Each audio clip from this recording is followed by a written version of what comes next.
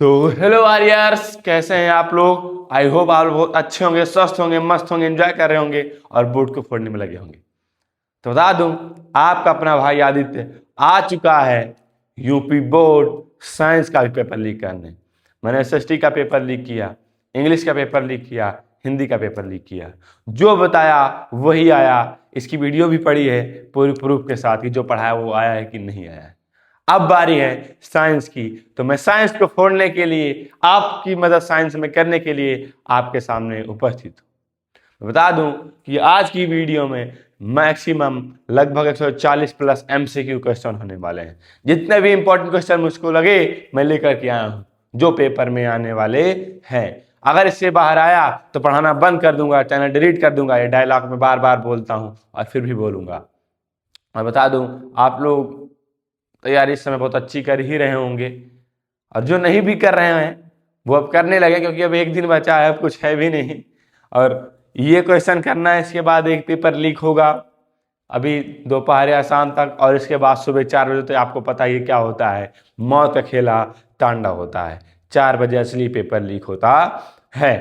तो चलिए, ज़्यादा सीधी बात, तो बकवास ज़्यादा बात नहीं करते हैं, चैप्टर की शुरुआत करते हैं। क्योंकि लंबा है, ज़्यादा ज़्यादा क्वेश्चन लेके आए हैं तो वीडियो लंबी होगी, इसलिए बात ज़्यादा नहीं करते हैं। चैप्टर की सीधा शुरुआत करते हैं। हमारा पहला क्वेश्चन क्या है बाबू, देखिएगा। रासायनिक अपक्रिया और समीकरण वाले चैप्टर से, साइंस के पहले चैप्टर से है कि नीचे दी गई अपक्रिया के संबंध में कौन सा कथन असत्य है। भैया असत्य देखना है, सत्य नहीं, असत्य देखना है। आवाज़ मेरी थोड़ा अगर गड़बड़ आ रही हो तो बता दें, अभी तुरंत जस्ट सो के उठे हैं। टाइमिंग मैक्सिमम 3 बज रहे हैं, तो इसलिए आवाज़ में थोड़ा प्रॉब्लम हो रही है, लेकिन कोई बात नहीं, आप लोग एडजस्ट करेंगे। चलिए देखते हैं क्या कह रहे हैं। नीचे दी अपक्रिया के संबंध में कौन सा कथन असत्य है बाबू। कह रहे हैं कि लेड ऑक्साइड प्लस में कार्बन, फिर अपक्रिया कराया तो बन गया लेड प्लस में कार्बन डाई ऑक्साइड। अब इसमें कह रहे हैं कि शीशा, इसमें गलत क्या है, शीशा अपचयित हो रहा है। शीशा अपचयित हो रहा है? नहीं, शीशा कहाँ अपचयित हो रहा है भैया। कार्बन डाइऑक्साइड, कार्बन डाइऑक्साइड क्या हो रहा है, अपचयित हो रहा है? नहीं। तो फिर ये दोनों क्या हैं, गलत हैं। तो ये दोनों क्या है भैया हमारे, गलत हैं। ये दोनों मतलब गलत है। तो कार्बन क्या हो रहा है, उपचयित हो रहा है बाबू। इसमें कार्बन क्या हो रहा है, उपचयित हो रहा है। और लेड ऑक्साइड क्या हो रहा है, अपचयित हो रहा है। लेड, अगर जिन्होंने अपक्रिया पढ़ी होगी, अपचयन और उपचयन की, उन्हें पता होगा कि बाबू जो हमारा लेड ऑक्साइड है वो क्या हो रहा है, यहाँ पर अपचयित हो रहा है, और कार्बन क्या हो रहा है बाबू, उपचयित हो रहा है। समझ में आया कि नहीं आया। यानी कि शीशा अपचयित नहीं हो रहा है, कार्बन डाइऑक्साइड अपचयित नहीं हो रहा है, इसलिए हमारा राइट आंसर क्या हो जाएगा, ऑप्शन नंबर ए बिल्कुल राइट आंसर हो जाएगा। इसमें पूछा क्या था कि नीचे दी गई क्रिया के संबंध में कौन सा कथन असत्य है बाबू। असत्य मतलब गलत है। तो शीशा अपचयित नहीं हो रहा है, कार्बन डाइऑक्साइड भी अपचयित नहीं हो रहा है। कार्बन इसमें क्या हो रहा है, उपचयित हो रहा है, यानी कार्बन से ऑक्सीजन मिल रही है तो कार्बन क्या हो रहा है, उपचयित हो रहा है। और लेड ऑक्साइड क्या हो रहा है, अपचयित हो रहा है, क्योंकि इससे ऑक्सीजन दूर जा रही है। तो इसलिए हमारा ऑप्शन नंबर ए बाबू बिल्कुल राइट आंसर हो जाएगा। बाबू तेजी के साथ आगे देखते हैं। देखिएगा हमारा अगला क्वेश्चन क्या है कि Fe2O3 प्लस में 2Al, अगर इसकी अपक्रिया कराएंगे तो Al2O3 प्लस में 2Fe ऊपर दी गई अपक्रिया किस प्रकार की, यानी अपक्रिया बताना है किस प्रकार की अपक्रिया है। तो हमारा ये लिखा है आयरन ऑक्साइड प्लस में एल्युमिनियम, ये अपक्रिया का नाम बन गया एल्युमिनियम ऑक्साइड और प्लस में आयरन। अब ऊपर दी गई क्रिया किस प्रकार की है, तो भैया आपको इसके इस क्रिया को करने के लिए मैं एक वो बताता हूँ। पहले आपको एक चीज याद करना पड़ेगा, सक्रियता श्रेणी। क्या याद करना पड़ेगा, सक्रियता श्रेणी। और सक्रियता श्रेणी याद करने की एकदम सिंपल ट्रिक है, मैं आपको बताता हूँ, यही पर बता देता हूँ। ट्रिक क्या है कि ये मैंने बनाई थी। देखो क्या होता है कि घर पे सबके अपने अलग अलग नाम होते हैं, रियल नाम कुछ दूसरा होता है, होते हैं कि नहीं होते हैं। एक व्यक्ति के कई नाम होते हैं। जैसे कि अपना ही बता देता हूँ, मेरा जो अभी आप लोग नाम जानते होंगे वो आदित्य, आदित्य भैया जानते होंगे। लेकिन घर पे मुझे लोग क्या बुलाते हैं, कल्लू। वैसे मैं काला नहीं हूँ, गोरा हूँ, हैंडसम हूँ, सुंदर हूँ, लेकिन पता नहीं मुझे क्यों लोग कल्लू बुलाते हैं बचपन से। तो वही वैसे ही क्या हो, तो अपने नाम के आधार पर मैंने क्या बनाई, एक ट्रिक बनाई। क्या बनाई, के से क्या होगा, कल्लू, एन से ने, सी से कार, एमजी से मांगी। और कार कौन सी मांगी बाबू, हमने एक नई कार का आविष्कार भी कर दिया। मैंने एक नए कार का आविष्कार किया, उस कार का नाम क्या था, अल जिंक फे। ये कार का नाम बाबू अलजिंगफे कंपनी की कार मैंने मांगी। ठीक, क्या मांगी कि कल्लू ने कार मांगी अलजिंगफे। पर्व, पर्व माने होता है त्योहार, आपको पता होगा। पर्व है सुंदर हेजी, हेजी एजी, हेजी एजी आओ। कितनी बढ़िया सी ट्रिक हमने बना दी कि कल्लू ने कार मांगी अलजिंगफे, पर्व है सुंदर हेजी एजी आओ। ट्रिक अच्छी लगी कि नहीं लगी, कमेंट में बताइए ट्रिक आपको कितनी बढ़िया लगी कि कल्लू ने कार मांगी अलजिंगफे, पर्व है सुंदर हेजी एजी आओ। यानी कल्लू से यानी क्या हो गया, के से पोटेशियम हमारा हो गया, ने से हो गया सोडियम हो गया, ने से सी यानी कार जो हमने बोली, सी एस हो गया कैल्शियम, मांगी यानी एमजी इससे हो गया मैग्नीशियम, अल यानी एल्युमिनियम, जिंक माने जिंक होता ही है, एफ जो फे है इससे होगा हमारा एफ आयरन, पर्व से पीबी से हो जाएगा लेड, है से हो जाएगा एच, एस से एस से क्या होता है हमारा हाइड्रोजन, सुंदर से क्या हो जाएगा सी यू यानी कॉपर, और हेजी से एच जी यानी एच जी माने होता है मरकरी, पारा। पारा एक ऐसी धातु है जो हमारी द्रव अवस्था में रहती है। हाँ, ये भी आपने जान लिया कि जो पारा एक ऐसी एकमात्र धातु की जो किसमें होती है द्रव अवस्था। भैया ध्यान देना, द्रव अवस्था में रहती है कौन, पारा। फिर एजी, एजी माने होता है सिल्वर यानी जिसे बोलते हैं चांदी, और आओ मतलब होता है एयू, एयू मतलब होता है गोल्ड। अब ये जो हमारी सक्रियता श्रेणी है इसमें जो तत्व दिए गए हैं, होता क्या है, इसमें जो सबसे ऊपर वाला है पोटेशियम सबसे अधिक अपक्रियाशील है। क्वेश्चन आ जाए कि सबसे अधिक अपक्रियाशील हमारा तत्व कौन सा है, तो पोटेशियम, और इसके बाद कौन सा है, सोडियम। जो सोडियम होता है इसको क्या होता है, केरोसिन के तेल के अंदर डाल के रखा जाता है। क्यों, क्योंकि ये बहुत ज्यादा क्रियाशील होता है। जैसे ही इसको हम बाहर निकालेंगे केरोसिन के तेल की एल से, या ऑक्सीजन से क्रिया करें तुरंत इसमें आग लग जाती है, इसलिए इसको किस में रखते हैं, केरोसिन ऑयल में रखते हैं। किसको भैया, सोडियम को। ठीक बाबू, सोडियम को। हमको लगता है कलर सही नहीं है, दिख रहा होगा कि नहीं दिख रहा होगा, तो वैसे हमारे हिसाब से दिखना चाहिए, नहीं दिख रहा है तो हम थोड़ा वाइड भी कर लेते हैं। और आगे बात करते हैं सबसे कम अपक्रियाशील कौन है बाबू, हमारा यहाँ पर सबसे कम हमारा कौन सा है बाबू, तो हमारा हुआ है सोना। तो क्वेश्चन आएगा सबसे कम क्रियाशील धातु कौन सी है हमारी, एयू है, गोल्ड है, सोना है, और सबसे अधिक कौन है हमारा, पोटेशियम। और क्वेश्चन आएगा ये बताओ कि द्रवीय अवस्था में ऐसी कौन सी धातु है जो रहती है एकमात्र धातु, उसका नाम है पारा बाबू। क्या है, पारा, मरकरी, एच बोलते हैं। और एक ऐसी कौन सी धातु है जिसे केरोसिन ऑयल में रखते हैं, तो हमारा है सोडियम। मैंने सब कुछ बता दिया, ट्रिक बता दिए। कल्लू ने कार मांगी अलजिंगफे, पर्व है सुंदर हेजी एजी आओ ना, कितना बढ़िया ट्रिक मैंने बता दी। अब इस अब क्रिया को करते हैं, देखो अब क्रिया को करेंगे क्या, इसमें कौन सी क्रिया दिख रही है, देखिए आयरन ऑक्साइड था, एल्युमिनियम था। अब जो भैया क्या था कि ऑक्सीजन था ये एल्युमिनियम के पास चला गया, आयरन क्या बच गया अकेले। अब ये क्रिया कैसे दिखा रही है कि जो ज्यादा क्रियाशील है, इसमें देखो आयरन ज्यादा क्रियाशील है कि एल्युमिनियम, अभी हमको यहाँ चेक करना पड़ेगा। तो हमारा ज्यादा क्रियाशील कौन सा बाबू, एल्युमिनियम है। ज्यादा क्रियाशील बाबू कौन सा है हमारा, एल्युमिनियम है। और कम क्रियाशील कौन सा है, आयरन। यानी ज्यादा जो क्रियाशील था उसने ऑक्सीजन वाले तत्व को ले लिया, और जो कम क्रियाशील था उसको अकेला छोड़ दिया।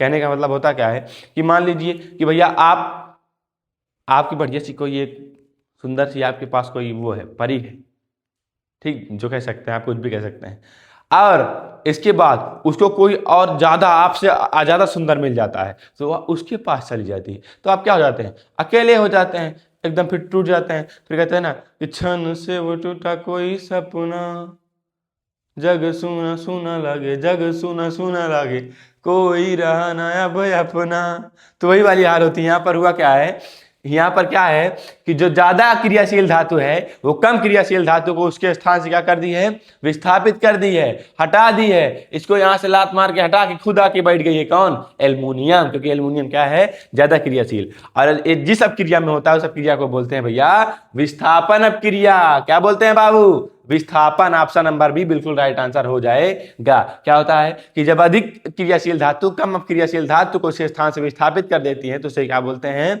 विस्थापन अपक्रिया बोलते हैं। आप लोग समझिए एकदम क्लियर तरीके से। अब आगे बढ़ते हैं, अगला क्वेश्चन है बाबू, अगला क्वेश्चन है अब क्रिया जिसमें आयनों के विनिमय यानी आयनों के अदला बदली से नए यौगिक बनते हैं। क्या होता है बाबू, आयनों के विनिमय से यानी अदला बदली से नए यौगिक बनते हैं, और क्रिया कौन सी कहलाती है पहले दिखाते हैं। ये देखो हमारा ए लिखा है AgNO3 यानी सिल्वर नाइट्रेट जो बोलते हैं, और NaCl यानी सोडियम क्लोराइड। इसकी हमने क्रिया कहलाई थी, हमारा क्या बन गया है AgCl प्लस में NaNO3, AgCl मतलब सिल्वर क्लोराइड और प्लस में सोडियम नाइट्रेट, ये बन गया है। अब इसमें हुआ क्या है कि इसमें हमारा जो हुआ है इसमें आयनों की अदला बदली हुई है। आयन मतलब क्या होता है प्लस, ये माइनस, ये प्लस, और ये हमारा क्या था माइनस।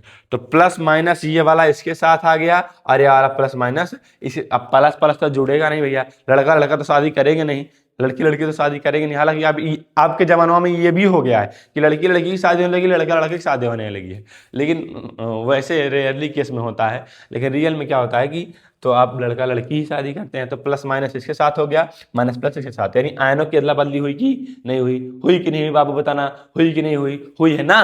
तो आयनों की जब अदला बदली होती है तो हमारी कौन सी अपक्रिया होती है, द्विविस्थापन अपक्रिया होती है। ऑप्शन नंबर बी बिल्कुल राइट आंसर हो जाएगा।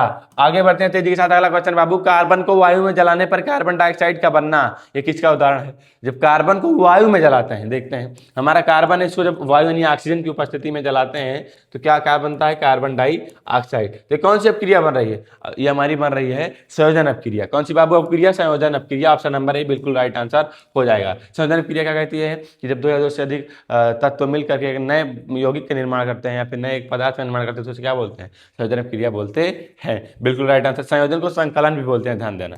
आगे बढ़ते बाबू, अगला क्वेश्चन है जिंक प्लस में H2SO4 यानी सल्फ्यूरिक अम्ल की अपक्रिया कराएंगे तो क्या बन जाएगा, जिंक सल्फेट प्लस में हाइड्रोजन। लिखा है जिंक तथा सल्फ्यूरिक अम्ल की क्रिया से जिंक सल्फेट तथा हाइड्रोजन गैस बनती है, या क्रिया कौन सी है। तो आपको दिख रही होगी भैया, आपको दिख रही होगी कि जिंक क्या है हमारा, जिंक क्या है, जिंक ज्यादा क्रियाशील है, इसने हाइड्रोजन को लात मार दिया और किसी जगह पे चला गया, हाइड्रोजन जगह पे चला गया, और हाइड्रोजन बेचारा क्या बच गया, अकेला बच गया। तो इसमें कौन सी क्रिया आपको दिख रही है, हमने अभी पीछे में बता दिया, आप बताएं कमेंट में कौन सी क्रिया दिख रही है। आप लोग इसको कमेंट में बताओ कौन सी क्रिया है, बता लोगे नहीं बता लोगे, बता लोगे बाबू, पीछे मैंने बताया अभी तुरंत जस्ट, तो बताइएगा आप लोग। फिर आगे देखते हैं रासायनिक समीकरण। रासायनिक समीकरण हमारा क्या है, BaCl2 यानी बेरियम क्लोराइड जलीय विलयन प्लस में H2SO4, ये भी जलीय विलयन में है, तो BaSO4 बनता है यानी बेरियम सल्फेट बनता है, और प्लस में क्या बनता है Cl सल्फ्यूरिक अम्ल बनता है। जो बेरियम सल्फेट तो ठोस रहता है लेकिन Cl हमारा किस में रहता है, जलीय। तो हमारी कौन सी अपक्रिया है बाबू, तो बता दें ये हमारी अवक्षेपण अपक्रिया का उदाहरण है। किसका उदाहरण है, अवक्षेपण। अगर अभी यहाँ पर जली जली न लिखा होता, जली ठोस न लिखा होता, तो ये जो हमारा होता ये हमारा हो जाता बाबू, किसका उदाहरण हो जाता, विस्थापन अपक्रिया का।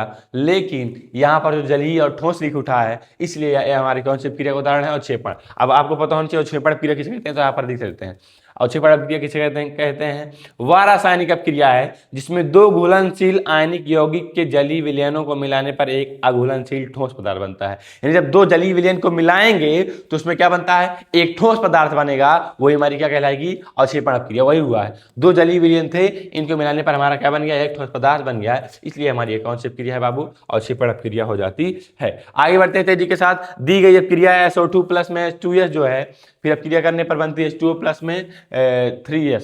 अगर संतुलित करेंगे में अपचायक कौन है बाबू, पूछ रहा है अपचायक। पहले आप जान लीजिए अपचायक क्या होता है, वह रासायनिक पदार्थ जो किसी अपक्रिया में दूसरे पदार्थ को इलेक्ट्रॉन दान करके उसका अपचयन करता है।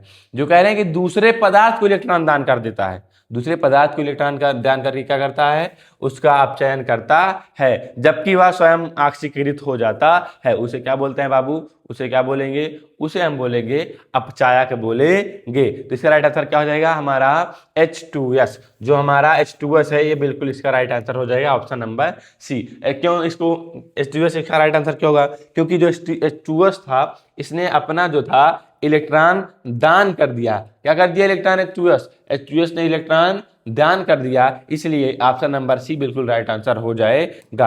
आगे बढ़ते तेजी के साथ। अगला क्वेश्चन, रासायनिक अपक्रिया CuSO4 प्लस Fe और अपक्रिया कराने पर बन गई FeSO4 प्लस में Cu।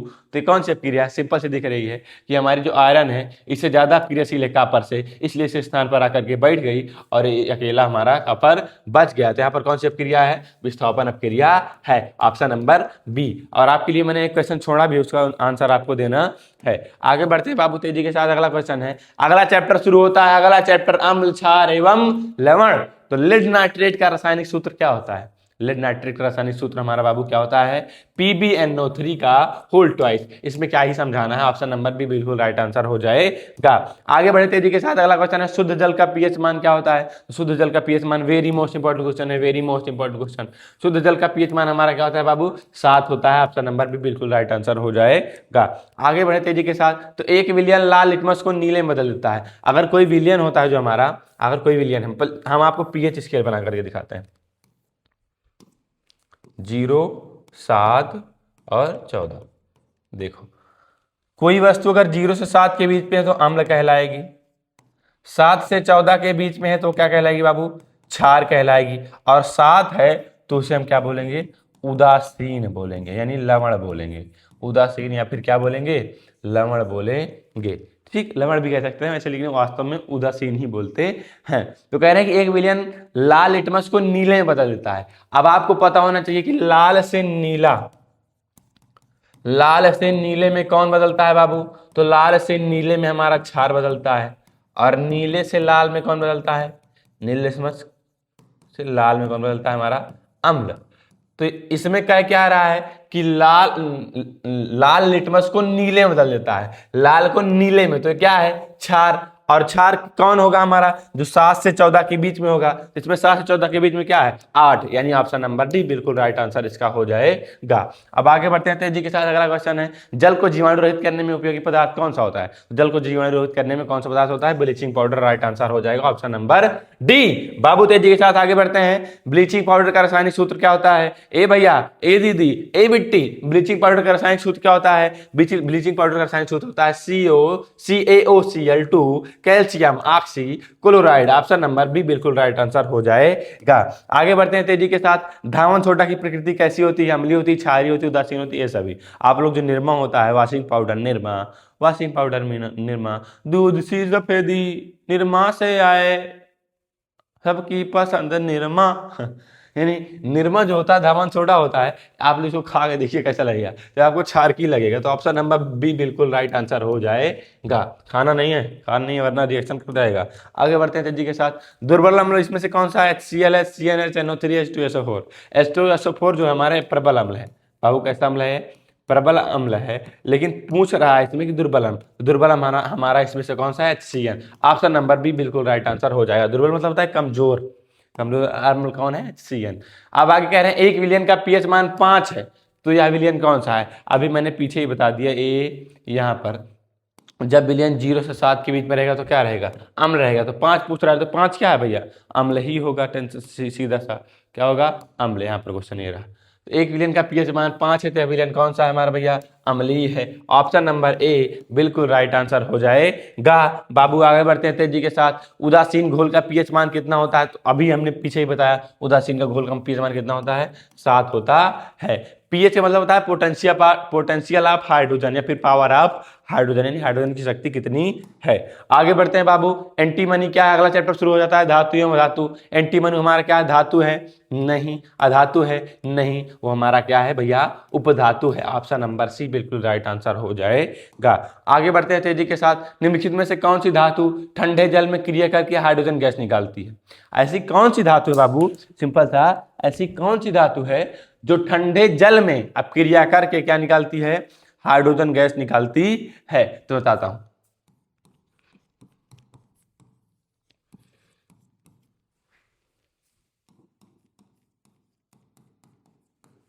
देख लीजिए। तो हमारी बाबू कौन सी धातु है, वो हमारी पोटेशियम एक ऐसी धातु है जो ठंडे जल से क्रिया करके क्या निकालती है, हाइड्रोजन गैस निकालती है। ऑप्शन नंबर सी बिल्कुल राइट आंसर हो जाएगा। आगे बढ़ते हैं तेजी के साथ बाबू, क्लोरीन अणु में उपस्थित आबंध कौन सा होता है, जो क्लोरीन होते हैं उनके दोनों के बीच में जो उपस्थित अणु होता है, अणु आबंध होता है, सॉरी अणु होता है, उसमें कौन सा आबंध उपस्थित होता है, आयनिक आबंध नहीं, उसमें कौन सा होता है, एक सहसंयोजक आबंध उपस्थित होता है। ऑप्शन नंबर भी बिल्कुल राइट आंसर हो जाएगा। आगे बढ़ते हैं तेजी के साथ, अगला क्वेश्चन है जिंक चूर्ण पर तनु सल्फ्यूरिक अम्ल की क्रिया से निकलने वाली गैस कौन सी है। हमारा अगर जिंक चूर्ण है, कह रहे हैं कि तनु सल्फ्यूरिक अम्ल की क्रिया से, तनु सल्फ्यूरिक अम्ल यानी H2SO4 की क्रिया जब कराएंगे तो उससे निकलने वाली हमारी गैस कौन सी, क्या हो जाएगा हमारा ZnSO4 प्लस में H2 हो जाएगा। इसको इधर करते हैं खूब बढ़िया तरीके से, उधर दिख नहीं रहा होगा। कह रहे हैं जिंक चूर्ण, जिंक चूर्ण मतलब जिंक प्लस में सल्फ्यूरिक अम्ल से अगर आप क्रिया कराएंगे तो कौन सी गैस निकलेगी? ZnSO4 प्लस में बाबू H2, तो कौन सी गैस निकल रही है? हाइड्रोजन। ऑप्शन नंबर ए इसका बिल्कुल राइट आंसर हो जाएगा। आगे बढ़ते हैं बाबू तेजी के साथ कि एनटीपी पर आधारित, एनटीपी पर अधातु जो द्रव्य अवस्था में पाई जाती है वो कौन सी है? एनटीपी जो हमारा होता है मापने का तरीका होता है, यंत्र होता है, उस पर अधातु ऐसी कौन सी है?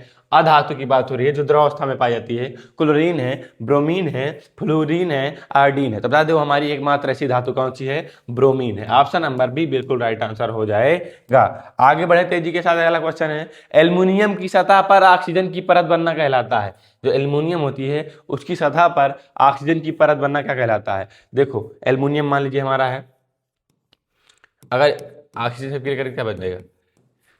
Al2O3, यानी एल्युमिनियम की सतह पर ऑक्सीजन की परत बनना हमारा क्या कहलाया जाएगा? एल्युमिनियम ऑक्साइड क्या कहलाया जाएगा? उसे बोलेंगे एनोडिंग। क्या बोलेंगे बाबू? एनोडिंग। अगर अभी ये आयरन के ऊपर ऑक्सीजन की परत चढ़ जाती, आयरन मतलब लोहा के ऊपर, तो उसे बोलते हैं जंग लगना। लेकिन जब एल्युमिनियम के ऊपर चढ़ जाती है तो उसे बोलते हैं एनोडिंग। क्या बोलते हैं? एनोडिंग। ये भी क्वेश्चन आ सकता है कि एनोडीकरण किसे बोलते हैं? एनोडीकरण। तो यानी जब एल्युमिनियम ऑक्सीजन से क्रिया करता है तो उसे क्या बोलते हैं? एनोडीकरण बोलते हैं। तो ऑप्शन नंबर ए बिल्कुल राइट आंसर हो जाएगा। आगे बढ़ाएं, इसमें से कौन सी धातु है? बी से क्या होगा? बोरान होगा, लिथियम होगा, सिलिकॉन होगा, कार्बन होगा, बोरान होगा। कौन सी है? तो बता दें इसमें धातु कौन सी है भैया? तो हमारी इसमें से धातु जो हमारी लिथियम जो हमारी धातु में आ जाता है। ऑप्शन नंबर बी बिल्कुल राइट आंसर हो जाएगा। आगे बढ़ते हैं, आगे निम्नलिखित में से कौन सा उष्मा का कुचालक? कुचालक मतलब जिसमें उष्मा प्रवाहित नहीं होती, जिससे उष्मा नहीं जाएगी। तो मरकरी है, मरकरी है। उष्मा का कुचालक पूछ रहा है बाबू, कुचालक। तो मरकरी, मिश्र धातु, लेड, लोहा। तो निम्नलिखित में से कौन सा उष्मा का कुचालक है? भैया लोहा में तो लाइट जाती ही है, लेड में भी लाइट, लेड में लाइट जाती है, लेड में लाइट नहीं जाती है। तो राइट आंसर इसका क्या हो जाएगा? ऑप्शन नंबर सी, लेड बिल्कुल राइट आंसर हो जाएगा। जो लेड होता है वो हमारा उष्मा का कुचालक होता है। आगे बढ़ते हैं बाबू तेजी के साथ, अगला क्वेश्चन है, निम्नलिखित में से कौन सी धातु एक अम्ल से हाइड्रोजन विस्थापित करती है?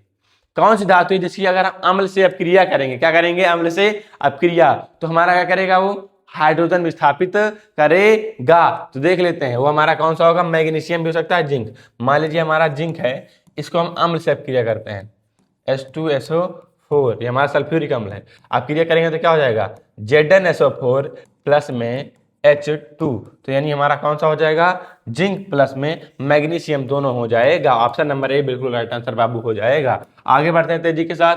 अगला आ गया हमारा बायोलॉजी। केमिस्ट्री हमारी हो जाती है खत्म। चौथा चैप्टर जो था वो एमसीक्यू लायक नहीं था, उसकी अलग से सेशन होगा, उसका अलग से क्लास होगी। अब हम आ जाते हैं बायोलॉजी में। बायोलॉजी का अजय प्रकरण, इसमें पहला क्वेश्चन है, स्वपोषी पोषण के लिए आवश्यक क्या है? स्वपोषी पोषण के लिए क्या आवश्यक है? कार्बन डाइऑक्साइड एवं जल, क्लोरोफिल, या फिर सूर्य का प्रकाश, या फिर सभी? तो बता दें जब स्वपोषी पोषण होता है, स्वपोषी पोषण, वो किसमें होता है बाबू? जो जवान लटपटा रहे इसके लिए सॉरी, क्योंकि अभी सो के उठे हैं तो ऐसा ही होता है। तो पूछ रहा है कि स्वपोषी पोषण के लिए क्या आवश्यक है? स्वपोषी पोषण किसमें होता है? पेड़ पौधे में होता है। तो पेड़ पौधों में को भोजन बनाने के लिए क्या क्या चीजें चाहिए? कार्बन डाइऑक्साइड एवं जल, क्लोरोफिल, सूर्य का प्रकाश, सभी, उपयुक्त सभी। ऑप्शन नंबर डी बिल्कुल राइट आंसर हो जाएगा। आगे बढ़ते हैं तेजी के साथ। प्रकाश संश्लेषण प्रक्रम में किसका संश्लेषण नहीं होता है बाबू? किसका संश्लेषण पूछ रहा है कि नहीं होता है? तो बता दें क्या हो रहा है। तो बता दें हमारा ऑक्सीजन का तो होता ही है, जल का भी होता है, किसका संश्लेषण नहीं होता है? ग्लूकोज का भी होता है, लेकिन कार्बन डाइऑक्साइड का संश्लेषण नहीं होता है। प्रकाश संश्लेषण क्रिया में कार्बन डाइऑक्साइड तो निकलती है बाबू, क्या होती है? वो तो निकलती है, तो इसलिए उसका संश्लेषण नहीं होता है। आगे बढ़ते हैं, अगला क्वेश्चन है, निम्न में कौन परपोषी नहीं है? परपोषी नहीं है बात हो रही है। कवक भी परपोषी है, फीता कृमि भी परपोषी है, ईस्ट भी परपोषी है, लेकिन हमारा मनी प्लांट जो है ये परपोषी नहीं है। ऑप्शन नंबर डी बिल्कुल राइट आंसर है। आप जो मनी प्लांट है स्वपोषी में आ जाता है। आगे बढ़ते हैं, निम्न में कौन सा एक विषम पोषी जीव है? विषम पोषी की बात हो रही है। केले का पौधा ये विषम पोषी नहीं है, आम का पेड़ ये भी नहीं है, हरी घास ये भी नहीं, लेकिन फफूंदी जो है हमारा ये विषमपोषी में आ जाता है। ऑप्शन नंबर ए बिल्कुल राइट आंसर हो जाएगा। बाबू आगे बढ़ते तेजी के साथ। पादपों में वायु प्रदूषण कम करने की प्रक्रिया है। जो पादप होते हैं उसमें वायु प्रदूषण को कम करने की क्रिया कौन सी है? श्वसन है, प्रकाश संश्लेषण, वाष्पोत्सर्जन है, या फिर प्रोटीन संश्लेषण है? ये भी नहीं है, ये भी नहीं है, श्वसन भी नहीं है, लेकिन जो प्रकाश संश्लेषण है, प्रकाश संश्लेषण की वजह से ही पौधों में प्रदूषण कम होता है, वायु प्रदूषण कम होता है। और अपने यहाँ वायु प्रदूषण बढ़ता है किसकी वजह से? ही कार्बन डाइऑक्साइड की वजह से है। किसी वजह से? कार्बन डाइऑक्साइड की वजह से। और पादपों में वायु प्रदूषण कम करने की प्रक्रिया क्या है? प्रकाश संश्लेषण। क्यों? क्योंकि जब प्रकाश संश्लेषण क्रिया होती है तो कार्बन डाइऑक्साइड क्या होती है? कार्बन डाइऑक्साइड क्या करता है? ये लेता है बाबू। कार्बन डाइऑक्साइड क्या होता है? लेता है। और पीछे मैंने गलती से क्या बता दिया था, यहाँ पर कह रहे हैं कि प्रकाश संश्लेषण प्रक्रम में किसका संश्लेषण नहीं होता है? तो ऑक्सीजन का संश्लेषण होता है, जल होता है, ग्लूकोज, ये तीनों निकलते हैं, लेकिन कार्बन डाइऑक्साइड तो पेड़ पौधा हमारा क्या करता है? लेता है। इसलिए इसका राइट आंसर क्या हो जाएगा? बी हो जाएगा। अब इस वाले पे मैंने क्या बताया? पादपों में वायु प्रदूषण कम करने की प्रक्रिया क्या है? भैया देखो, पेड़ को ऑक्सीजन क्या चाहिए? कार्बन डाइऑक्साइड चाहिए होता है, उनको देता क्या है? ऑक्सीजन देता है। कौन देता है? पेड़। कौन देता है? पेड़। तो पेड़ के लिए वायु प्रदूषण क्या होगा? ऑक्सीजन होगा। पेड़ के लिए प्रदूषण वाली गैस कौन सी होगी? तो ऑक्सीजन वही निकालता है। तो किस प्रक्रिया के द्वारा होता है? तो प्रकाश संश्लेषण। ऑप्शन बी बिल्कुल राइट आंसर हो जाएगा। आगे बढ़ते हैं, अगला क्वेश्चन है, क्लोरोफिल आवश्यक है किसके लिए है? प्रकाश संश्लेषण के लिए, श्वसन के लिए, उत्सर्जन के लिए, फिर वाष्पोत्सर्जन के लिए। जो हमारा क्लोरोफिल है भैया, ये सिंपल सी बात करें तो हमारा प्रकाश संश्लेषण के लिए आवश्यक माना जाता है। ऑप्शन नंबर ए बिल्कुल राइट आंसर हो जाएगा। आगे बढ़ते हैं तेजी के साथ। अगला क्वेश्चन है, यकृत स्रावित करता है बाबू। यकृत क्या स्रावित करता है? लार, जठर रस, पित्तरस, अग्नेय रस। तो बता दो, जो हमारा यकृत होता है, यकृत के पास पित्ताशय होता है, उससे क्या निकलता है? पित्तरस। ऑप्शन नंबर सी बिल्कुल राइट आंसर हो जाएगा। आगे बढ़ते हैं, अगला क्वेश्चन है, जठर रस कौन स्रावित करता है? जठर रस यकृत भी नहीं करता है, अमाशय भी नहीं करता है, पित्ताशय भी नहीं, ये हमारा कौन करता है? अग्नाशय। अमाशय के पास अग्नाशय होता है, वही जठर रस स्रावित करता है। आगे बढ़ते हैं बाबू, अगला क्वेश्चन हमारा तेजी के साथ। मानव के हृदय में कोष्ठकों की संख्या कितनी होती है? तो मानव के हृदय में कोष्ठकों की संख्या कितनी होती है? 4 होती है। दायालिन, दायानिलय, बायालिन और बायानिलय, 4 कोष्ठक होते हैं। ऑप्शन नंबर ए बिल्कुल राइट आंसर हो जाएगा। आगे बढ़ते हैं, फेफड़ों में शुद्ध रक्त आता है किससे? बायालिन से, दायालिन से, बाएं निलय में, या फिर दाहिने निलय में? निलय में पूछ रहा है। तो बताइए किसमें फेफड़ों से शुद्ध रक्त आता है? किसमें? तो बता दे, फेफड़ों में जो शुद्ध रक्त होता है, जो पढ़ा होगा फेफड़ा वही बता पाएगा, ये आता है हमारा बाएं अलिंद में। कहाँ पर आता है बाबू? बाएं अलिंद में आता है। या फिर जो हृदय पढ़ा होगा, फेफड़ा का जो हृदय पढ़ा होगा वही इसको बता पाएगा। हृदय की वीडियो हमारे चैनल पर पढ़ी है, जो न पढ़े हो उसको जा करके देख सकते हैं। आगे बढ़ते हैं भैया, अगला क्वेश्चन है, रक्त का लाल रंग किसकी उपस्थिति के कारण होता है? तो रक्त का जो लाल रंग होता है उससे बोलते हैं हीम या फिर हीमोग्लोबिन। तो हीमोग्लोबिन कारण होता है। ऑप्शन नंबर ए बिल्कुल राइट आंसर हो जाएगा। हीमोग्लोबिन के कारण रक्त क्या होता है? लाल होता है। आगे बढ़े, अगला क्वेश्चन है, लसिका में नहीं पाई जाती है बाबू। लसिका में क्या नहीं पाई जाती है? रुधिर कणिकाएं, लिम्फोसाइट, श्वेत रुधिर कणिकाएं, या फिर उत्सर्जी पदार्थ। तो बता दें, जो लसिका होती है उसमें लाल रुधिर कणिकाएं नहीं पाई जाती हैं। ऑप्शन नंबर ए बिल्कुल राइट आंसर हो जाएगा। ए भैया, ए बाबू, अब थोड़ा आप लोग को ऊब लग रही होगी, थोड़ा एक शायरी हो जाए कि नहीं हो जाए? कौन कौन कह रहा है कि एक शायरी हो जाए? चलिए सुना देते हैं प्यारी सी शायरी, प्यारी सी सुंदर सी आपको एक शायरी सुनाते हैं। क्या है कि न थके हैं पांव कभी, ना ही हिम्मत हारी है। कि न थके हैं पांव कभी, ना ही हिम्मत हारी है। ये खेल चाहे जिसका भी हो, कि ये खेल चाहे जिसका भी हो, अब इस खेल में मेरी बारी है। तेजी के साथ, जोश के साथ पढ़ते रहिए, बढ़ते रहिए, बहुत बढ़िया बढ़िया शायरी आएंगे अगर आप लोग कहेंगे तो। आगे बढ़ते हैं तेजी के साथ। अगला क्वेश्चन है, वृक्क नलिका संबंधित होती है, किससे संबंधित होती है? जनन से नहीं, पाचन से नहीं, परिसंचरण से नहीं, उत्सर्जन से। जो वृक्क होता है, वृक्काणु होता है, वृक्क बोलते हैं हमारी, वृक्क किसे बोलते हैं? वृक्क किसे बोलते हैं?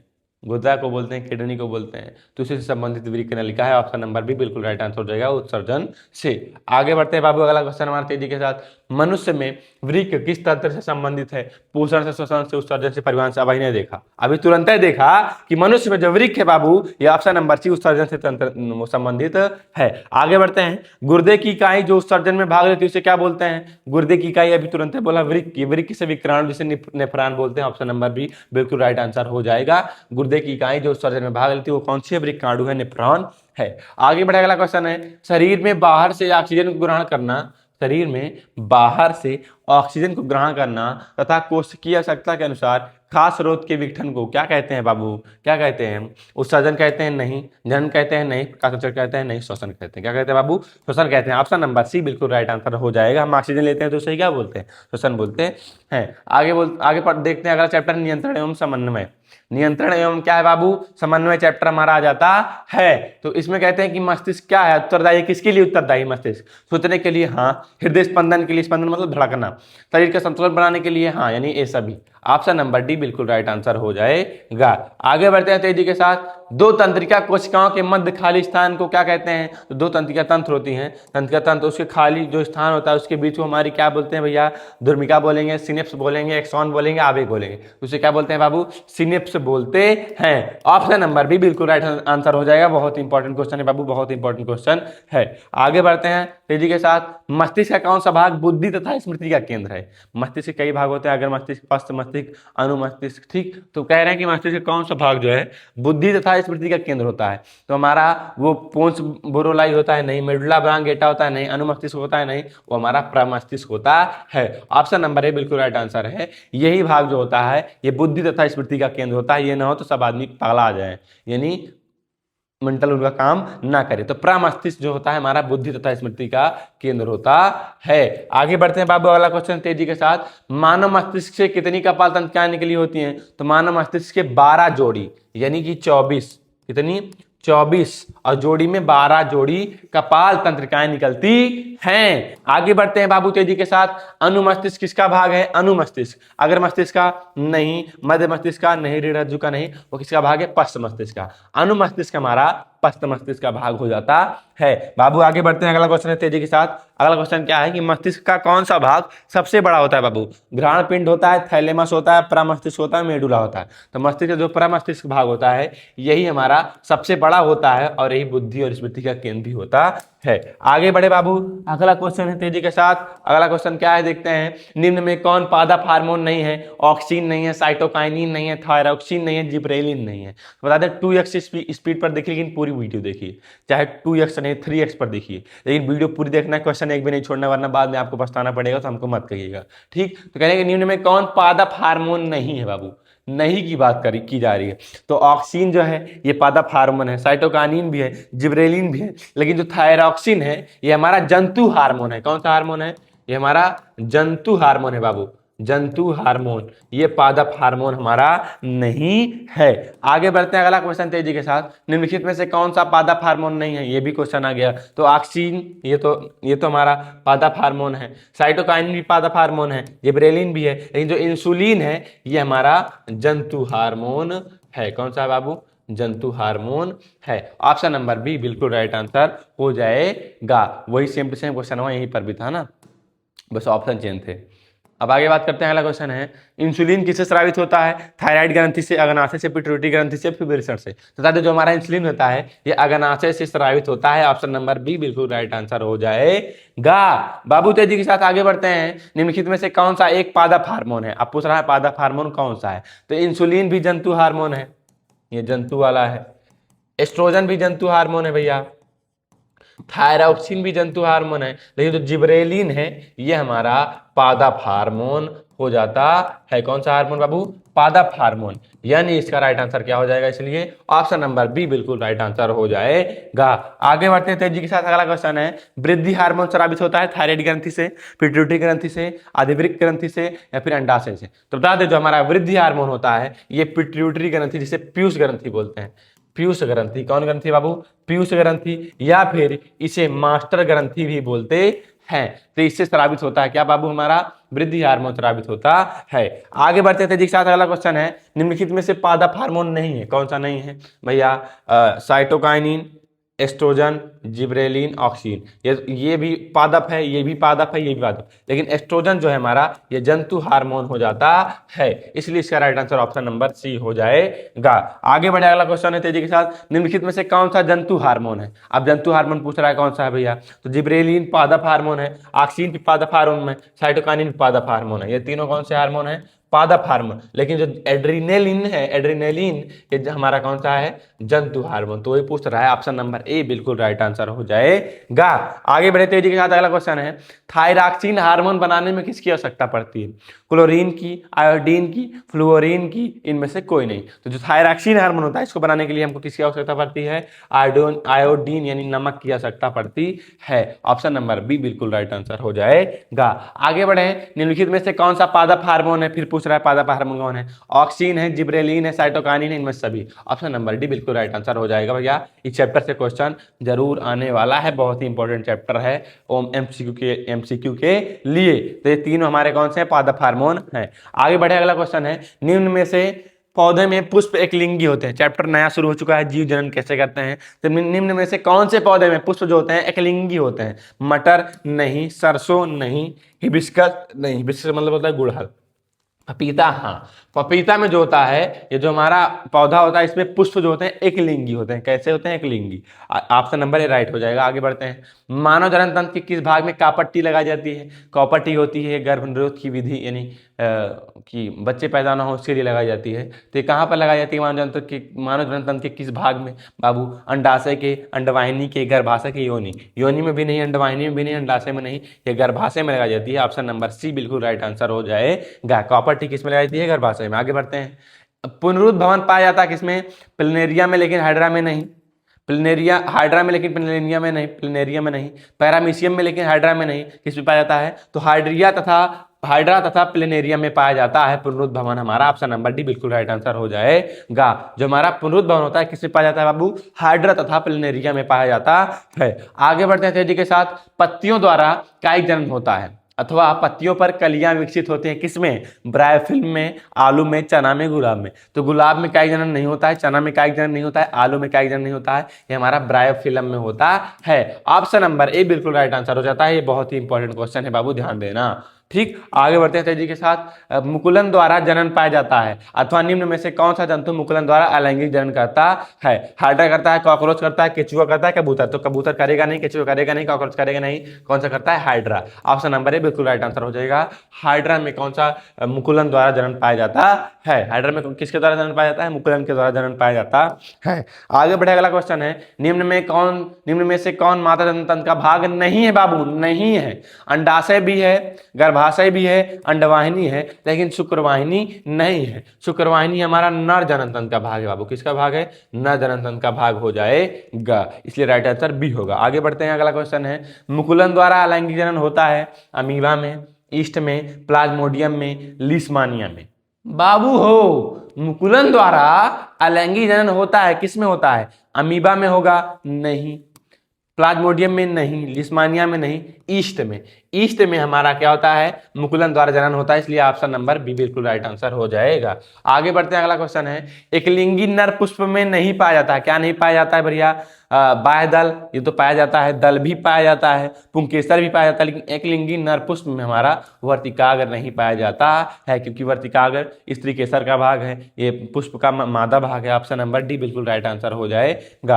आगे बढ़ते हैं बाबू, अगला क्वेश्चन है, परागकण निर्मित होते हैं परागकोश में, अंडाशय में, बाह्य दलपुंज में, दलपुंज में। तो बता दें, जो हमारे परागकोश होते हैं किसमें, परागकण होते हैं किसमें निर्मित होंगे, हमारे परागकोश में निर्मित होते हैं। ये नर का भाग होता है, पुंकेसर का भाग होता है। आगे बढ़ते हैं, मानव भ्रूण किससे पोषण प्राप्त करता है, अंडाशय से, वृक्क से, फैलोपियन नलिका से नहीं, ये प्लेसेंटा यानी अपरा से पोषण प्राप्त करता है। मां के गर्भ में जब रहता है तो किससे प्राप्त करता है, प्लेसेंटा या फिर अपरा से प्राप्त करता है। ऑप्शन नंबर बी बिल्कुल राइट आंसर हो जाएगा।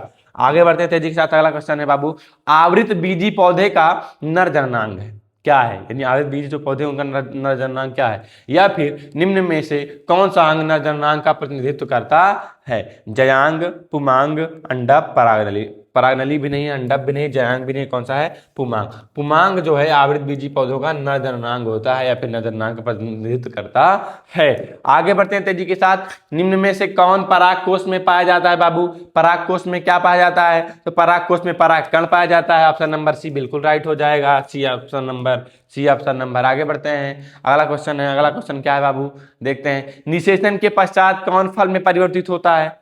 पूछ रहे हैं कि निषेचन के पश्चात कौन फल में परिवर्तित होगा है? बाह्यदल नहीं, पुंकेसर नहीं, अंडाशय। अंडाशय जो होता है हमारा निषेचन के पश्चात किस में परिवर्तित हो जाता है? फल में परिवर्तित हो जाता है। बाबू ध्यान देना, अंडाशय होता है बाबू, अंडाशय अंडाशय। आगे बढ़ते हैं, अगला क्वेश्चन है, पराग नलिका में नर युग्मकों की संख्या होती है कितनी होती है? जो हमारी पराग नलिका होती है उसमें नर युग्मकों की संख्या कितनी होती है? 1 नहीं, 3 नहीं, 4 नहीं, 2। कितनी होती है? 2। पराग नलिका में नर युग्मकों की संख्या कितनी होती है? 2 होती है। आगे बढ़े, अगला क्वेश्चन है, पुष्प के कितने भाग होते हैं? 3 4 5 4, यानी 4 वाला ऑप्शन और 2 बार दोहरा दिया है और ये राइट भी है। तो पुष्प के कितने भाग होते हैं बाबू? 4 भाग होते हैं। ऑप्शन नंबर बी या डी जो आप लगा सकते हैं वो लगा दे, जहां पर 4 दिखे वो लगा देना है। आगे बढ़ते हैं, अगला क्वेश्चन है, अगला चैप्टर आता है हमारा अनुवांशिकता। किसका आता है बाबू? अनुवांशिकता। तो मेंडल ने गणित एवं विज्ञान का अध्ययन किस विश्वविद्यालय में किया? ऑक्सफोर्ड में नहीं, मद्रास में नहीं, उन्होंने किस में किया था? वियना। वियना विश्वविद्यालय में मेंडल ने गणित एवं विज्ञान का अध्ययन किया था। ऑप्शन नंबर सी बिल्कुल राइट आंसर हो जाएगा। आगे बढ़े, निम्न में किस पौधे पर मेंडल ने अनुवांशिकता संबंधी प्रयोग किए थे? टमाटर पर नहीं, बैगन पर नहीं, सरसों पर नहीं, मटर पर उन्होंने, और मटर कैसी थी? उद्यान मटर। उद्यान मटर पर उन्होंने अनुवांशिकता संबंधी प्रयोग किए थे। आगे बढ़ते हैं, अगला क्वेश्चन है, मेंडल के अनुसार निम्न युग में से कौन प्रभावी लक्षण है? कौन सा प्रभावी? भैया प्रभावी लक्षण ध्यान देना, प्रभावी लक्षण की बात हो रही है, कौन सा है? लंबा तना व झुर्रीदार बीज नहीं, लंबा तना व हरे बीज पत्र नहीं, उपयुक्त में से कोई नहीं होगा, कौन सा? तो लंबा तना व गोल बीज। ध्यान देना, लंबा तना होना चाहिए और बीज कैसा? गोल। ये जो होता है ये प्रभावी लक्षण माना जाता है। ये मेंडल के अनुसार लंबा तना व गोल बीज। ऑप्शन नंबर बी बिल्कुल राइट आंसर हो जाएगा। आगे बढ़ते हैं बाबू, अगला क्वेश्चन हमारे तेजी के साथ, मेंडल का प्रायोगिक पौधा कौन सा था जिस पर प्रयोग किया था? हमने अभी बताया कि उद्यान मटर। ऑप्शन नंबर बी बिल्कुल राइट आंसर हो जाएगा। आगे बढ़े, अगला क्वेश्चन है बाबू, डीएनए के रज्जु किसके द्वारा जुड़े होते हैं? तो डीएनए के रज्जु होते हैं पेप्टाइड आबंध, गलत है। सहसंयोजक बंध, गलत है। ग्लाइकोसाइड आबंध, गलत है। हाइड्रोजन आबंध, हाइड्रोजन आबंध के द्वारा डीएनए के रज्जु किसके द्वारा जुड़े होते हैं? तो हाइड्रोजन आबंध के द्वारा जुड़े होते हैं। ऑप्शन नंबर डी बिल्कुल राइट आंसर हो जाएगा। आगे बढ़ते हैं तेजी के साथ, अगला क्वेश्चन है, अनुवांशिकी के पिता कौन है? एच.जे. मूलर है, गलत। तो कौन है अनुवांशिकी के पिता? Gregor John Mendel. Gregor John Mendel ji हमारे अनुवांशिकी के पिता कहलाते हैं। किसके पिता बाबू? अनुवांशिकी। अनुवांशिकी के पिता कौन है बाबू? ग्रेगर जॉन मेंडल जी। ए भैया मेंडलवा है, मेंडलवा। आगे बढ़ते हैं, मटर के पौधों पर अपने प्रयोगों में मेंडल ने किस लक्षण का प्रयोग नहीं किया था? किसका प्रयोग नहीं किया था बताना है। पुष्प की स्थिति का प्रयोग किया था, हाँ। बीज का रंग भी किया था, बीज की आकृति भी की थी, आकृति, रंग, स्थिति तीनों किया था, लेकिन जो फली की लंबाई थी इसका प्रयोग उन्होंने नहीं किया था। ऑप्शन नंबर सी बिल्कुल राइट आंसर हो जाएगा। नहीं किया था किसका? फलों की लंबाई का, फली की लंबाई का उन्होंने परीक्षण नहीं किया था, प्रयोग नहीं किया था, उपयोग नहीं किया था। आगे बढ़ते हैं, निम्न में से कौन सा जीनोटाइप शुद्ध गोल बीजों को प्रदर्शित करता है? शुद्ध गोल बीजों की बात हो रही है, तो इसमें से कौन सा जीनोटाइप है जो शुद्ध गोल बीजों को प्रदर्शित करता है? तो हमारा आर कहीं पर दिख रहा है, हाँ। ऑप्शन नंबर डी बिल्कुल राइट आंसर हो जाएगा। आर जो होता है ये हमारा शुद्ध गोल बीजों को क्या करता है? प्रदर्शित करता है। आगे बढ़ते हैं, अगला क्वेश्चन है तेजी के साथ। अगला क्वेश्चन क्या है? युग्मनज में गुणसूत्रों की संख्या होती है कितनी? 4x, 3x, 2x और x। तो बता दें युग्मनज में गुणसूत्रों की संख्या कितनी होती है? 2x होती है। ऑप्शन नंबर सी बिल्कुल राइट आंसर हो जाएगा। ऑप्शन नंबर सी बिल्कुल राइट आंसर हो जाएगा। ध्यान देना, युग्मनजों में गुणसूत्रों की संख्या कितनी होती है? 2x। युग्मनजों में गुणसूत्र की संख्या कितनी होती है बाबू? 2x। बहुत इंपॉर्टेंट क्वेश्चन, इसलिए मैं बार बार कह रहा हूं। आगे बढ़े, अगला क्वेश्चन है, मेंडल के अनुसार मटर के बौने पौधे का जीनोटाइप क्या होता है? मेंडल के अनुसार मटर के बौने पौधे की बात हो रही, बौने पौधे का जीनोटाइप होता है हमारा छोटा T, small 2t, small T होते हैं। ऑप्शन नंबर सी बिल्कुल राइट आंसर हो जाएगा। जो टी लिखा है ना, यही। आगे बढ़ते हैं, छोटे बौने पौधे की बात हो रही है, बौने पौधे का। आगे बढ़ते हैं, मनुष्य में गुणसूत्रों की संख्या कितनी होती है? तो जोड़े में होता है 23 जोड़ा। कितना?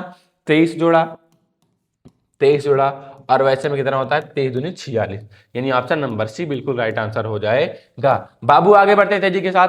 मनुष्य में कायिक गुणसूत्रों के युग्मों की संख्या होती है कितनी? कायिक गुणसूत्र की बात हो रही बाबू। मनुष्यों में कायिक गुणसूत्र के युग्मों की संख्या कितनी होती है? 22, 23, 1, 46। तो बता दें मनुष्यों में कायिक गुणसूत्र के युग्म मतलब जोड़ा, अभी तुरंत बताया, कितनी होती है बाबू? 23 होती है, और वैसे में 46 होता है। आगे बात करते हैं, अगला क्वेश्चन है, निम्न में कौन मादा का जीनोटाइप होता है? तो मादा का जीनोटाइप होता है हमारा XX, और नर का क्या होता है? XY होता है, हमने दोनों बता दिया है सॉरी इसके लिए।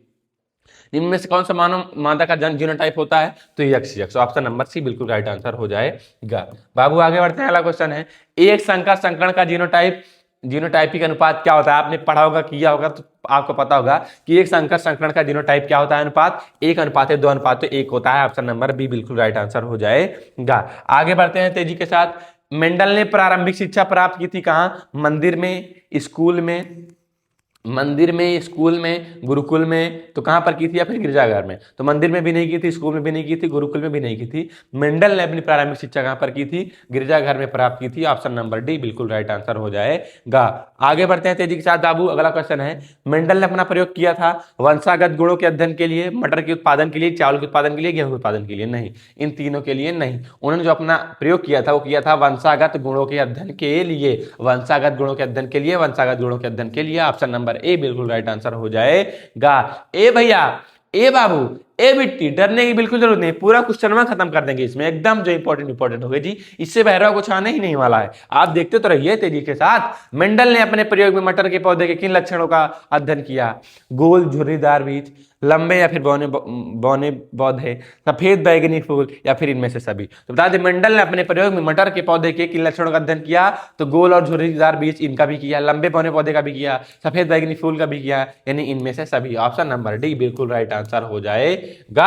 आगे बढ़ते हैं तेजी के साथ, अगला क्वेश्चन है, निम्नलिखित में से आ गया हमारा नया चैप्टर, क्या आ गया बाबू?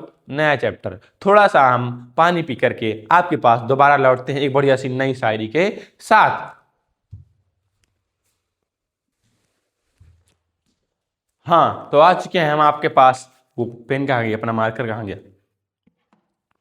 हाँ, ये रहा मेरी जेब में ही। हाँ, तो चलिए शुरुआत करते हैं, लेकिन हमने बोला कि एक शायरी के साथ शुरुआत करेंगे। चलिए देखते हैं क्या है। क्यों ही नहीं मिलती राही को मंजिल, एक जुनून सा दिल में जगाना पड़ता है। क्यों ही नहीं मिलती राही को मंजिल, एक जुनून सा दिल में जगाना पड़ता है। पूछा चिड़िया से कैसे बनता है आशियाना, तो बोली तिनका तिनका उठाना पड़ता है। तो बाबू ऐसे ही कुछ नहीं हो जाता है, मेहनत करनी पड़ती है, संघर्ष करना पड़ता है, लगन लगती है, तभी कुछ होता है, तभी बोर्ड टॉप होगा, तभी आपके माँ बाप का सपना पूरा होगा, तभी आपकी फोटो अखबार में आएगी, जब आप मेहनत करेंगे, जब आप पढ़ेंगे तब। तो चलिए शुरुआत करते हैं, फर्जी बात नहीं करते हैं क्योंकि वीडियो ज़्यादा लंबी होने वाली है। तो क्या है, हमारा पर्यावरण चैप्टर है। इसका पहला क्वेश्चन क्या है, निम्नलिखित में से कौन सी एक परत पराबैंगनी किरणों को पृथ्वी पर आने से रोकती है? तो सिंपल सा हमारी कौन सी परत है भैया? ओजोन परत हो जाएगी। ओजोन परत है जो पराबैंगनी किरणों को आने से रोकती है। ओजोन मतलब O3 जिसे बोलते हैं। आगे बढ़ते हैं भैया, ये नष्ट भी हो रही है CFC के कारण, हो रही थी, इसमें कह रहे थे इसमें छिद्र हो रहा था, छिद्र नहीं हो रहा था, पतली हो रही थी, लेकिन अब वो भी खत्म हो चुका है, अभी पतली नहीं हो रही, अब सही हो गई है। आगे बढ़ते हैं, आहार श्रृंखला में प्रथम पोषी स्तर यानी ट्रॉफिक लेवल बनाते हैं, कौन बनाते हैं? उत्पादक, प्राथमिक उपभोक्ता, द्वितीय उपभोक्ता, तृतीय उपभोक्ता। तो आहार श्रृंखला में प्रथम पोषी स्तर यानी ट्रॉफिक लेवल बनाते हैं, कौन बनाते हैं? तो हमारे उत्पादक। ऑप्शन नंबर ए बिल्कुल राइट आंसर हो जाएगा। प्रथम पोषी स्तर पर कौन होते हैं? उत्पादक होते हैं। आगे बढ़ते हैं, निम्नलिखित में से कौन शीर्ष मांसाहारी है? सबसे उच्च लेवल का मांसाहारी कौन सा है बाबू? सांप नहीं, खरगोश नहीं, बकरी नहीं, कौन सा है? शेर। ऑप्शन नंबर डी बिल्कुल राइट आंसर हो जाएगा। आगे बढ़े तेजी के साथ, अगला क्वेश्चन है बाबू, निम्नलिखित में से कौन शीर्ष मांसाहारी है? इसमें से कौन सा शीर्ष है? सांप नहीं है, मेढक नहीं है, हिरन नहीं है, कौन सा हो जाएगा? बाघ बिल्कुल राइट आंसर हो जाएगा। आगे बढ़ते हैं बाबू तेजी के साथ, खास श्रृंखला में सदैव तीसरे ट्रॉफिक लेवल पर कौन होता है? पहले पर उत्पादक होता है, दूसरे पर तीसरे पर हमारा कौन होता है? तीसरे की बात हुई, तीसरे पर हम बात करें, उत्पादक तो होगा नहीं, अब घटक दूसरे पर होगा, शाकाहारी नहीं, मांसाहारी। ऑप्शन नंबर ए बिल्कुल राइट आंसर हो जाएगा। जो मांसाहारी होता है तीसरे ट्रैफिक लेवल पर होता है। आगे बढ़ते हैं भैया, पारितंत्र में शैवाल होते हैं, उत्पादक, उपभोक्ता या फिर अपघटक, इनमें से कोई नहीं, कौन होता है? तो पारितंत्र में जो शैवाल होते हैं हमारे, ये उत्पादक की श्रेणी में आते हैं। ऑप्शन नंबर ए बिल्कुल राइट आंसर हो जाएगा, ध्यान से देखते रहिए। आगे बढ़ते हैं, अगला क्वेश्चन है, ऊर्जा का कितने प्रतिशत भाग एक पोषी स्तर से उच्च पोषी स्तर में जाता है? तो बता दें, ऊर्जा का जो हमारा 10% भाग है वो एक पोषी स्तर से उच्च पोषी स्तर में जाता है। तो ऑप्शन नंबर बी बिल्कुल राइट आंसर हो जाएगा, 10%। आगे बढ़ते हैं, पारिस्थितिक तंत्र के दो घटक कौन है? पौधे और प्राणी नहीं, जैविक तथा अजैविक। पारिस्थितिक तंत्र के जो दो घटक हमारे कौन से हैं? जैविक तथा अजैविक घटक बाबू। ऑप्शन नंबर बी ए बबुआ, ऑप्शन नंबर बी बिल्कुल राइट आंसर हो जाएगा, हो जैविक जैविक तथा अजैविक घटक। आगे बढ़ते हैं बाबू। अब पारितंत्र का भौतिक कारक है, कौन है? ताप है, पौधे हैं, जंतु हैं, सूक्ष्म जीव हैं। तो पारितंत्र का भौतिक कारक हमारा क्या होता है? ताप होता है। पौधे होंगे नहीं, जंतु होंगे नहीं, सूक्ष्म जीव नहीं होंगे, क्या होगा? ताप। ऑप्शन नंबर ए बिल्कुल राइट आंसर हो जाएगा बाबू। क्या हो जाएगा? ऑप्शन नंबर ए ताप। आगे बढ़ेंगे। सौर ऊर्जा का परिवर्तन रासायनिक ऊर्जा में होता है। सौर ऊर्जा जो होती है उसका परिवर्तन किसमें हो रहा है? सौर ऊर्जा का रासायनिक ऊर्जा में। कौन सी प्रक्रिया में होता है? वाष्पोत्सर्जन में तो होता नहीं है, उत्सर्जन में भी नहीं होता है, श्वसन में भी नहीं होता है। किसमें होगा? हमारा प्रकाश संश्लेषण द्वारा। प्रकाश संश्लेषण में सौर ऊर्जा का परिवर्तन किसमें हो जाता है? रासायनिक ऊर्जा में हो जाता है। ऑप्शन नंबर ए बिल्कुल राइट आंसर हो जाएगा। आगे बढ़े, 100वें क्वेश्चन पर हम आ चुके हैं भैया, 100वें क्वेश्चन पर। अब आगे अभी बहुत से क्वेश्चन बचे हुए हैं, बहुत से क्वेश्चन बचे हैं, बहुत से क्वेश्चन बचे हुए हैं, बहुत क्या 35-40 क्वेश्चन बचे हैं। तो निम्न में से किस पर थे हम? हाँ, समय पर। निम्नलिखित में से कौन ओजोन परत क्षरण के लिए जिम्मेदार मुख्य पदार्थ है? अभी तुरंत ही हमने बताया कि CFC, chlorofluorocarbon. Option number A बिल्कुल राइट आंसर हो जाएगा, अभी मैंने पीछे बताया था। आगे बढ़ते हैं बाबू तेजी के साथ। अगला क्वेश्चन है, क्लोरोफ्लोरोकार्बन किस गैस का अवक्षय करती है? तो ओजोन गैस का अवक्षय करती है। ऑप्शन नंबर बी बिल्कुल राइट आंसर हो जाएगा। आगे बढ़े, अगला क्वेश्चन है भैया, निम्न में कौन एक पारितंत्र में उत्पादक का उदाहरण? उत्पादक की बात हो रही है, उत्पादक। वर्षा है? नहीं है। हिरण भी नहीं है, शेर भी नहीं है। हरे पौधे। जो हरे पौधे होते हैं हमारे उत्पादक का काम करते हैं पारितंत्र में, इकोसिस्टम में, पारिस्थितिक तंत्र में हरे पौधे उत्पादक का काम करते हैं। आगे बढ़ते हैं बाबू। प्राकृतिक पारितंत्र है गमले, जल शिवशाला, खेत या फिर वन। तो प्राकृतिक पारितंत्र की बात करें हमारा कौन सा? ऑप्शन नंबर डी वन हो जाएगा। आगे बढ़ते हैं तेजी के साथ। अगला क्वेश्चन है बाबू, किसी वस्तु का, हाँ अब आ गया नया चैप्टर फिजिक्स। फिजिक्स की बात की जाए कि प्रकाश का परावर्तन तथा अपवर्तन चैप्टर है, इसमें पूछ रहा है कि किसी वस्तु का आवर्धित काल्पनिक प्रतिबिंब बन सकता है। यह आप जब पढ़ोगे तभी बता सकते हैं।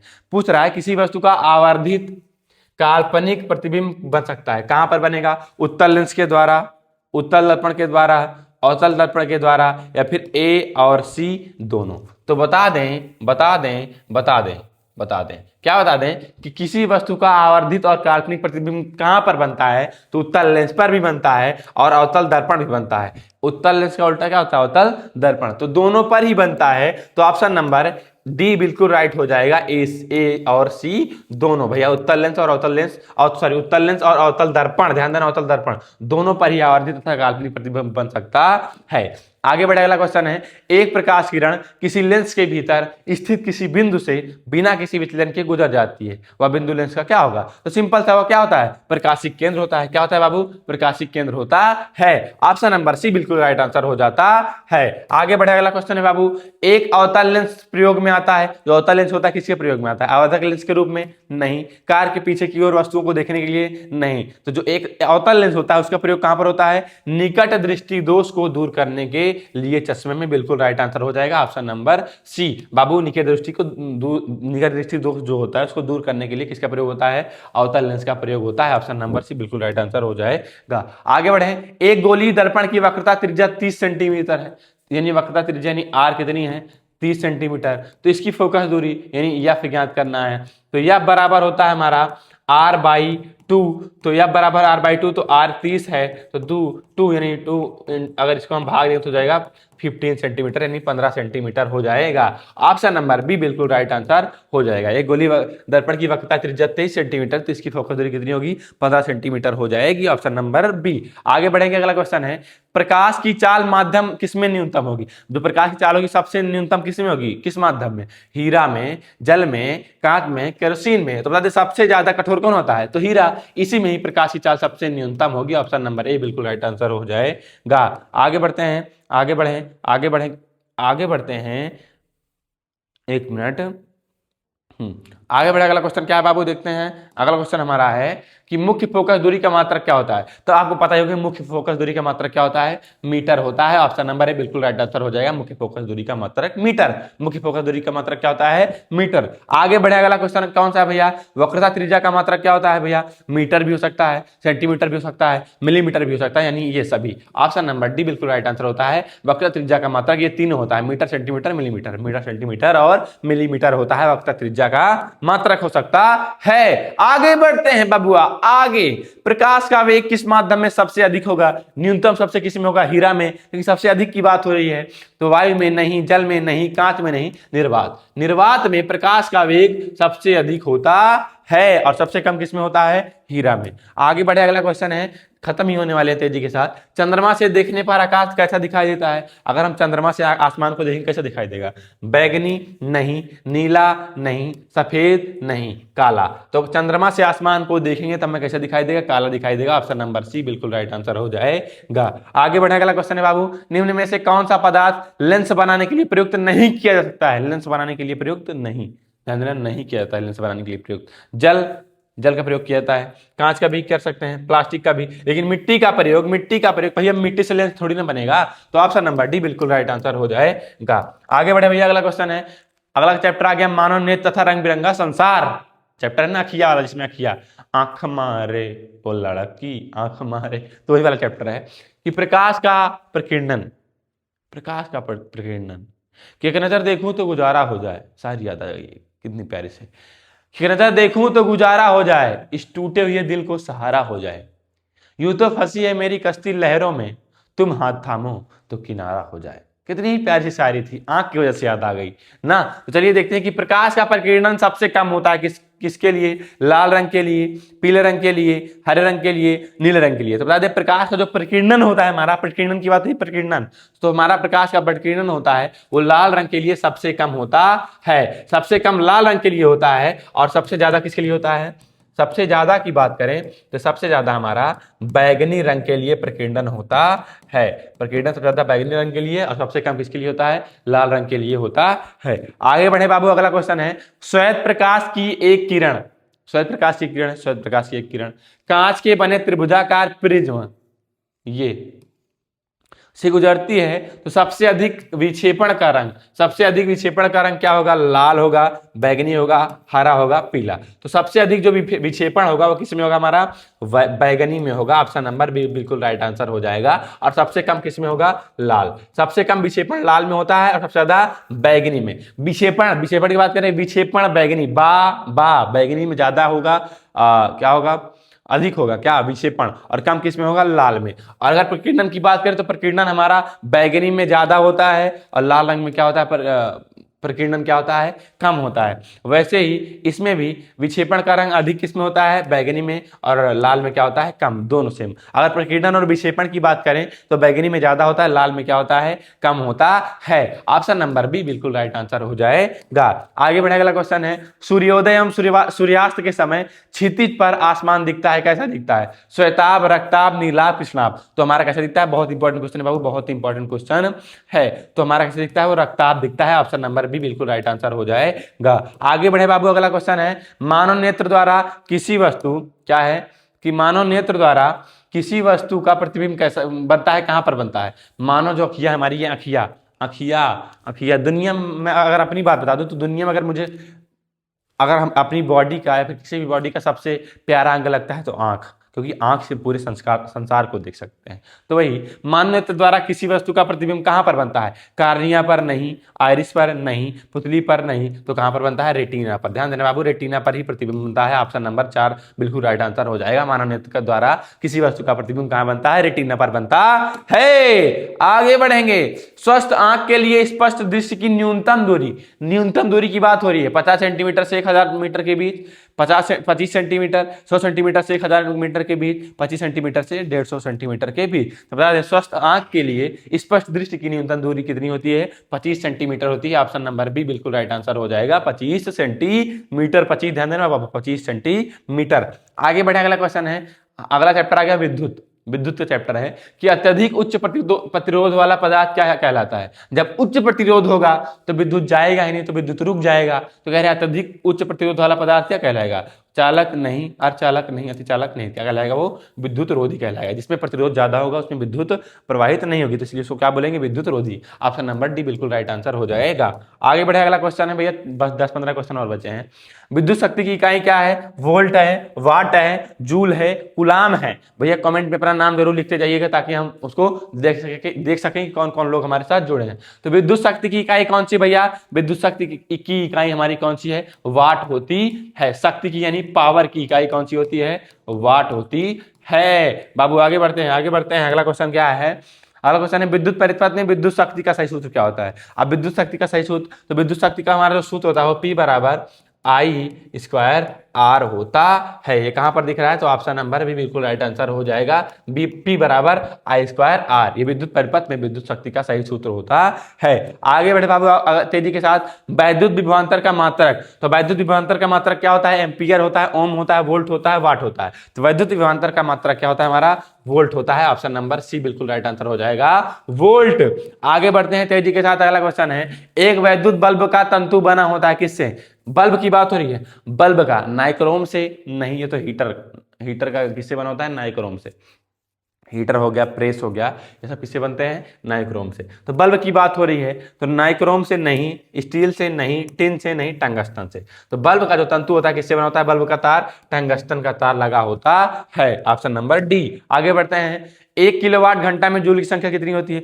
ए बाबू, 1 किलोवाट में जूल की संख्या 3.6 × 10⁻3, 3.6 × 10⁻4 नहीं, 3.6 × 10⁻5 नहीं। तो होता क्या है? ये भी नहीं है, 3.6 × 10⁻3 ये भी नहीं है, तो है क्या? 3.6 × 10⁻16, यानी 3 × 6 मल्टीप्लाई 10⁻6। 3.6 की घात 3.6 × 10⁻16 जो होता है, ये 1 किलोवाट घंटा में जूल की संख्या होती है। ऑप्शन नंबर डी बिल्कुल राइट आंसर हो जाएगा। आगे बढ़े, अगला क्वेश्चन है, एक अश्वशक्ति नहीं, हॉर्स पावर इसे बोलते हैं, हॉर्स पावर के बराबर कितना होता है? 726 वाट नहीं, 736 वाट नहीं, 746 वाट। 746, खिलाड़ी 786 थी वो तो ना, खिलाड़ी भैया, खिलाड़ी भैया, खिलाड़ी कौन है? अक्षय कुमार खिलाड़ी भैया, वो अलग की बात है। पूछ रहा है कि एक अश्वशक्ति जो है हॉर्स पावर बराबर कितना होता है? 746 वाट होता है। ऑप्शन नंबर सी बिल्कुल राइट आंसर हो जाएगा। आगे बढ़ते हैं भैया, अगला क्वेश्चन है, एक वैद्युत यूनिट के कितने के बराबर? एक वैद्युत यूनिट का बराबर क्या पूछ रहा है जी?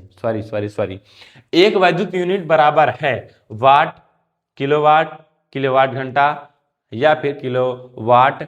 ये ध्यान देना, एक चीज बहुत इंपॉर्टेंट ध्यान देना, ये लिखा है किलोवाट बटा घंटा, किलोवाट बटा घंटा, और 1 किलोवाट घंटा लिखा है, सिंपल सा किलोवाट घंटा और 1 किलोवाट बटा घंटा लिखा है। तो पूछ रहा है एक वैद्युत यूनिट बराबर है किसके बराबर है? वाट के, किलोवाट के, किलोवाट बटा घंटा के, या फिर किलोवाट घंटा के। तो बता दें एक वैद्युत यूनिट है ये जो बराबर किसके होती है? तो किलोवाट घंटा के। भैया ध्यान देना, किलोवाट घंटा के होती है, किलोवाट बटा घंटा के नहीं होती। किसकी होती है?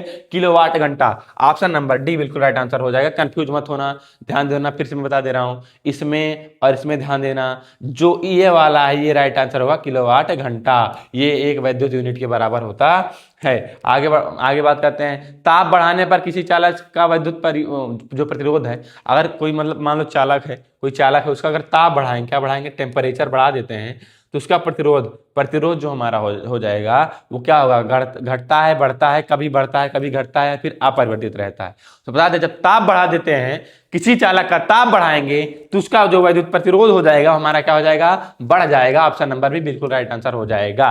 किसी चालक का अगर हम ताप बढ़ाएंगे तो उसका वैद्युत प्रतिरोध क्या हो जाएगा? ऑटोमेटिक ही बढ़ जाएगा। Option number B, option number B. आगे बढ़ते हैं भैया, अगला क्वेश्चन है तेजी के साथ, प्रतिरोधों के समांतर संयोजन में समान होता है क्या? धारा, विभवांतर, आवेश, इनमें से कोई नहीं। तो बता दें प्रतिरोधों के समांतर संयोजन में क्या समान होता है? विभवांतर समान होता है। ऑप्शन नंबर भी बिल्कुल राइट आंसर हो जाएगा। आगे बढ़ते हैं, अगला क्वेश्चन है तेजी के साथ, हीटर का तार बना होता है, भाई ने बताया हमने नाइक्रोम का। ऑप्शन नंबर सी बिल्कुल राइट आंसर हो जाएगा। बल्ब का तार किससे बना होता है? टंगस्टन का। ठीक, आगे बढ़े, प्रतिरोध का मात्रक क्या होता है? तो प्रतिरोध का मात्रक हमारा ओम होता है। तेजी के साथ ए, ऑप्शन नंबर। आगे बढ़ते हैं भैया, अगला क्वेश्चन है, ओम के नियम का सूत्र क्या होता है? तो ओम के नियम का सूत्र आई बराबर वी आर, गलत, आर बराबर वी आई, गलत, वी बराबर आई इंटू आर होता है। ओम के नियम का सूत्र क्या होता है? वी बराबर आई इंटू आर, वी बराबर आई इंटू आर। बाबू ध्यान देना, वी बराबर आई इंटू आर ओम के नियम का सूत्र होता है। आगे बढ़े, अगला क्वेश्चन है, किसी विद्युत परिपथ में किसी प्रतिरोध के सिरों के बीच विभवांतर की इकाई क्या होती है? ओम होता है, एम्पियर होता है, वोल्ट होता है, वाट। तो हमारा ऑप्शन नंबर सी वोल्ट होता है। दूसरा, किसी विद्युत परिपथ में किसी प्रतिरोधों के सिरों के बीच विभवांतर की इकाई, यानी किसकी इकाई? विभवांतर। तो विभवांतर की इकाई क्या होती है? वोल्ट होती है। ऑप्शन नंबर सी बिल्कुल राइट आंसर हो जाएगा। आगे बढ़ेंगे बाबू, अगला क्वेश्चन है तेजी के साथ, एक विद्युत परिपथ में बहने वाली विद्युत धारा की इकाई क्या होती है? विद्युत धारा की इकाई एम्पियर होती है, सिंपल सा। तो ऑप्शन नंबर भी बिल्कुल राइट आंसर हो जाएगा। विद्युत धारा की इकाई क्या हो जाएगी? एम्पियर। आगे बढ़े, अगला क्वेश्चन है, अगला चैप्टर आ गया हमारा विद्युत धारा का चुंबकीय प्रभाव। तो इसमें देखते हैं, कह रहे हैं कि एक धारावाही चालक को एक समान चुंबकीय क्षेत्र में रखा जाता है, एक धारावाही चालक है उसको एक समान चुंबकीय क्षेत्र में रखा जाता है, इस पर कार्य करने वाले चुंबकीय बल की दिशा दी जाती है। किस नियम के अनुसार? किस नियम के अनुसार दिशा दी जाएगी? ओम के नियम नहीं, कूलाम के नियम नहीं, फ्लेमिंग के दाएं हाथ के नियम नहीं। तो फ्लेमिंग के बाएं हाथ के नियम इसका राइट आंसर हो जाएगा भैया। फ्लेमिंग के, ये हमारा जो कौन सा है, दाएं बाएं, फ्लेमिंग के बाएं हाथ, ऐसे फ्लेमिंग के बाएं हाथ के नियम के अनुसार चुंबकीय बल की क्या दी जाती है? दिशा। भैया ध्यान देना, बायां हाथ, बायां और बा से बल की दिशा किससे दी जाती है? फ्लेमिंग के बाएं हाथ के नियम के अनुसार। ऑप्शन नंबर सी बिल्कुल राइट आंसर हो जाएगा। ऐसे कट्टा कट्टा नहीं, ऐसे हो जाता है। आगे बढ़े। किसी विद्युत धारावाही सीधी लंबी परिनलिका के भीतर चुंबकीय क्षेत्र क्या होता है? यानी अगर कोई विद्युत धारावाही है और अभी सीधी लंबी परिनलिका के भीतर चुंबकीय क्षेत्र कैसा होता है? शून्य होता है? नहीं।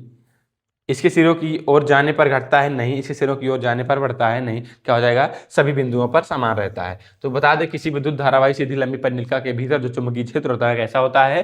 सभी बिंदुओं पर समान होता है। ऑप्शन नंबर बी बिल्कुल राइट आंसर हो जाएगा, सभी बिंदुओं पर समान होता है। आगे बढ़ते हैं भैया, बस एकदम नजदीक है। विद्युत धारा उत्पन्न करने की युक्ति कौन है? विद्युत धारा किससे उत्पन्न होता है भैया? जब सदिया होती है तो किससे लाइटिया उत्पन्न होती है? जनरेटर से।